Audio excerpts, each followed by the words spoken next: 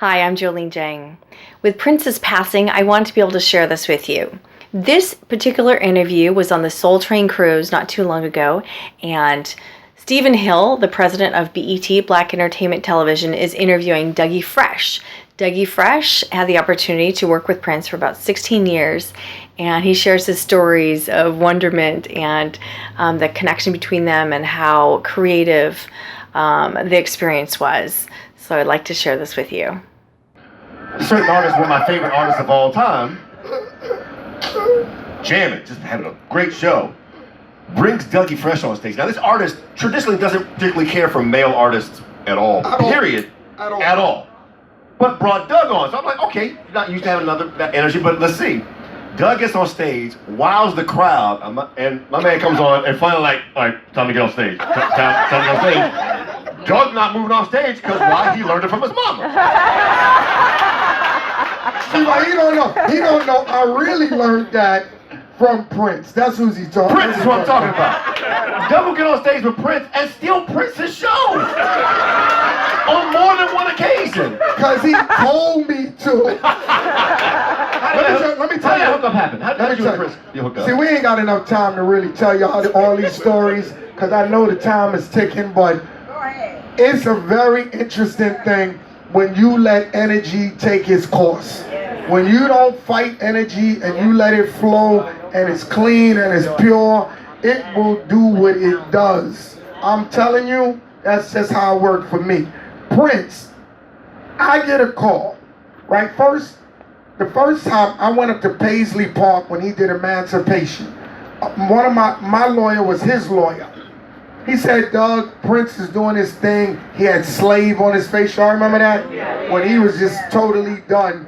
Because he went through what I jumped over, which was he wanted his masters. That's a great way of putting it. And he wanted his publishing. Come on, Prince don't have his masters or publishing. You crazy? Are you crazy? So what happened was, I was doing this thing called before the Tom Joyner cruise. Quick story so y'all understand how this all connect. How many of y'all remember when Sinbad used to have Soul Beach? Aruba, right. So check this out. Soul Beach, Aruba. I go down there. I was dating this girl at the time, and we was breaking up. But she paid for them tickets to go to Soul Beach. So I didn't want to be that bad.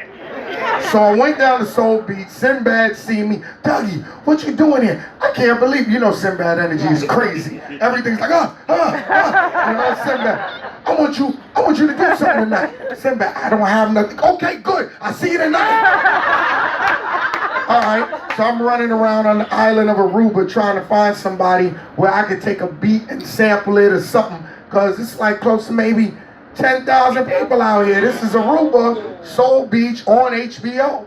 So, long story short, I get there, I make the music, do the performance, and they wasn't supposed to film it.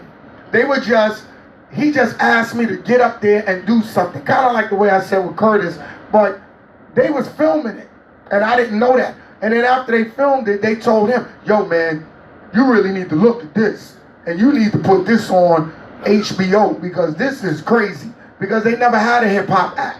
It was all funk. It was all Larry Graham and all that. But I came down there and everything changed. So I got on, they played it on HBO. Prince seen it, right? And when he seen it, he asked me to come into Atlanta because he wanted to talk to me. But before that, going back, prior, he had his album Emancipation. I went there. They was jamming on stage. Prince was playing a little. He was letting his album out. And then he did like this, right? Because Prince is, me and him got this kind of relationship that is crazy. He'll go, like he's talking to me while he's playing. He go, and I go, and the mic is over there. I'm like, I said, I took that as time for me to come out. So I go up there, and I'm getting into it, because he's playing something, and see, that's what I'm telling you. See, all the styles I learned as a kid, There's no audience, there's no age, there's no demographic, and no form of music that I can't find the energy. So he's playing something.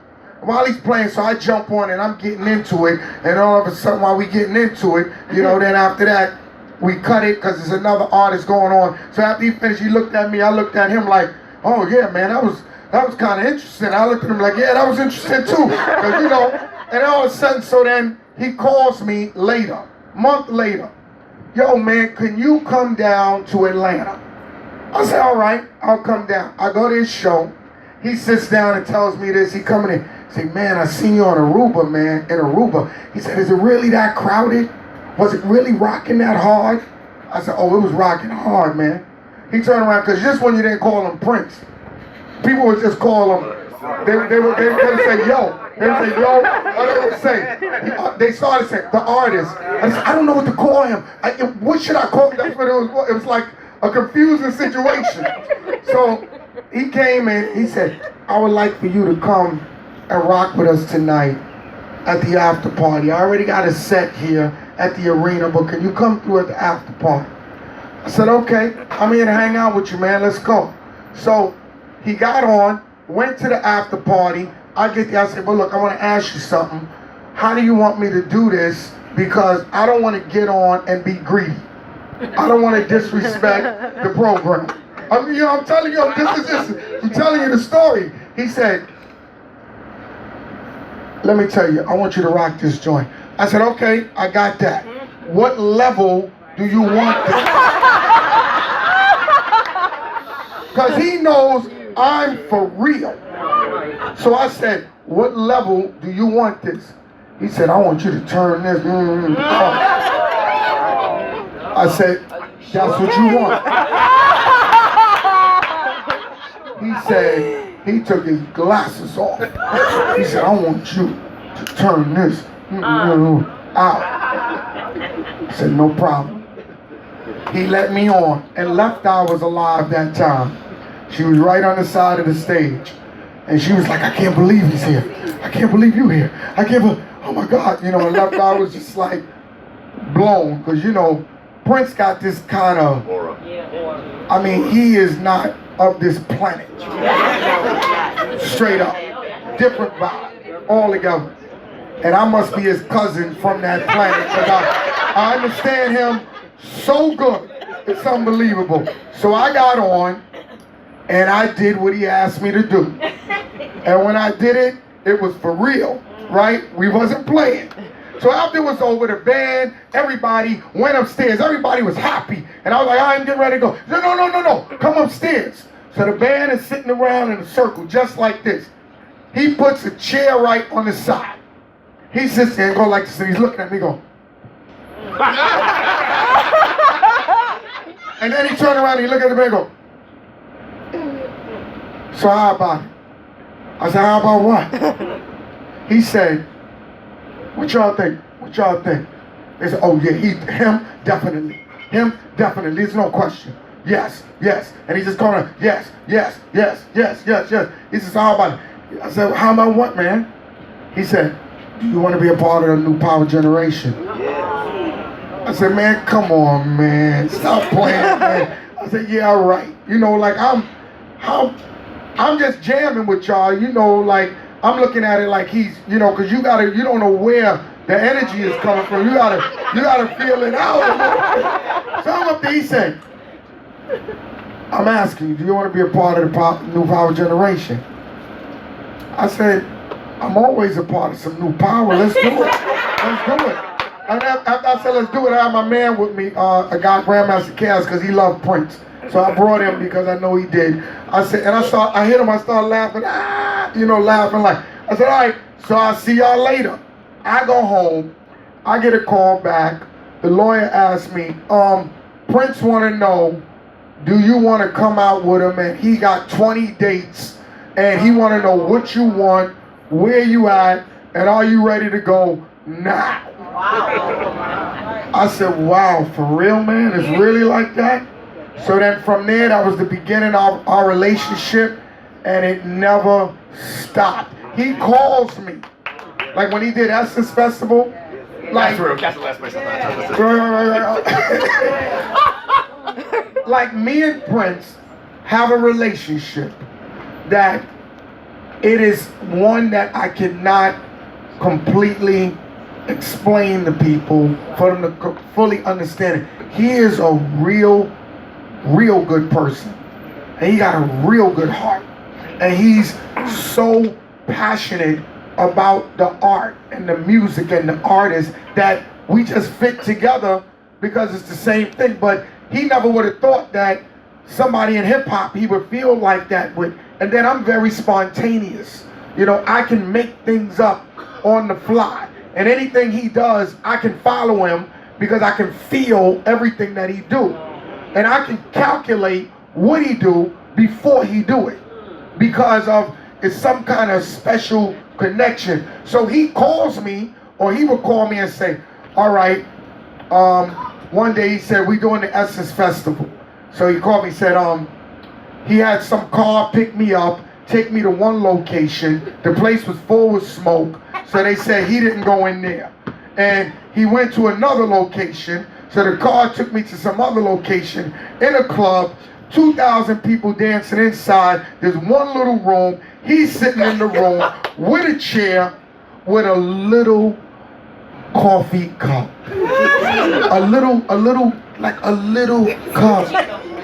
I mean, like an espresso cup, man. And he had some honey, and he was putting honey in it. He put some honey in it, and it was like this. Nobody in the room, like this size room, one chair. Are you getting the visuals of this? I'm trying to get y'all the visuals. One chair in the room, one little cup. And I walk in the room and I'm like, yo, what's up? He said, yo, sit down, man. We got to go through this, man. And then we started talking about the Essence Festival. And then that's when I brought in other artists came in the room and we started doing it. And then we started to talk about how he should do the Essence Festival. And I would give him my opinion and what I think. And he was humble enough to listen and to accept it and to apply it. And he appreciates, you know, whatever it is that I may say to him because he knows it's very sincere, it's very genuine. It ain't got nothing, our relationship has nothing to do with money. You know what I mean? The money thing, me and him, sometimes I'll do something for him. I'll be like, I get that next month, 3 months from now, 5. Like the money thing is nothing. It is strictly the art, the people, the energy, the culture. And his show at the Essence Festival, that's when we designed it. I told him, I said, yo, you need to be on stage. I need to be in the crowd. I want to put this crowd thing together. It's 80,000 people here. It's sold out. And I want them to face this way.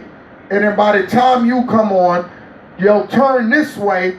And then you hit them with everything. He said, you think so? I said, I know so. That's your favorite. No, okay, because I got to put it in a completely different perspective, especially around this. Who considers himself a very large Prince fan? Anybody? Because I'm gonna go really deep on this. So Prince, at first, if you remember, rejected hip hop. Just kind of outright rejected. Completely. Rejected it. 88, the year Love Sexy came out, he recorded an album called The Black Album. Right? On that's a song called Dead on It, which is the first place you'll ever hear Prince driving in my Thunderbird on the freeway. I turned on the radio to hear some music play. Right, that's the first time he ever. I told you first time he ever messed with rap on record, which didn't come out. But that's a whole other story. And then, if you remember, around Diamonds and Pearls, he had those 3 dudes. One of them was like Tony M. It was Tony M. So Tony M. But even that didn't work. Doug is the first energy of hip hop that Prince has consistently messed with for well over 10 years. It's well over 10 years. Oh man, 20, I did the 1999 remix with him. Right, that's right. So to understand, like you know, if you all respect Prince as an artist, which I hope you do, or else I will see you out on the ocean. Like after rejecting it and wanting to embrace it and not finding ways to embrace hip hop, Doug is what made Prince embrace the hip hop energy. That's how big that is. And he would ask me questions. How's Rakim? What is he about? He would say, one day, I would tell him about different artists. And when I tell him about different artists, he'd be like, yeah, so why did he do that? What made him do this? You know, and our relationship is just really, I mean, it's so genuine. There's nothing in it. There's no trickiness. There's no me wanting to get with you because of that. Like, I'm a real person. Like, I really do not care about the valence that a person gives me. I'm concerned with who you really are. Because I'm who I am all the time.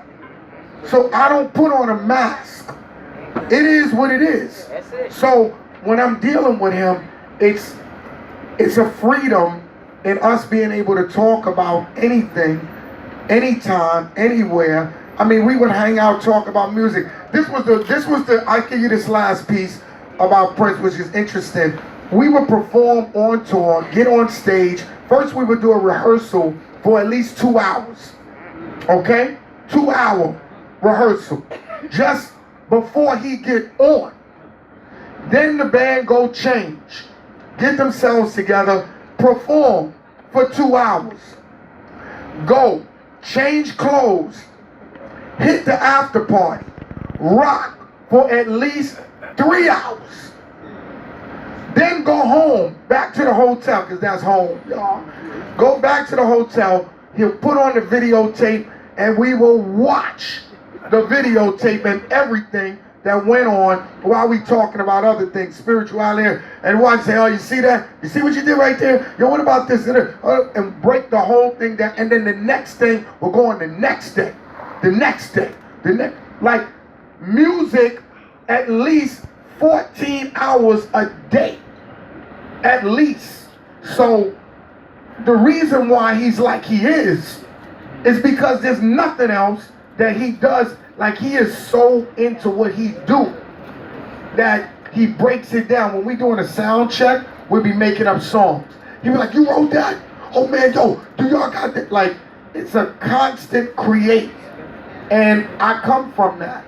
I learned that skill of just constant creating. So it's the same thing like working with him, you know, Stevie Wonder, the same thing. You know, me and him, we play around. We always creating. You know, when we did that emancipation thing, it's like, it's certain artists, man, you know, that they just got that gift and they just want to make people lives happier. And Prince, Stevie Wonder, even Michael Jackson,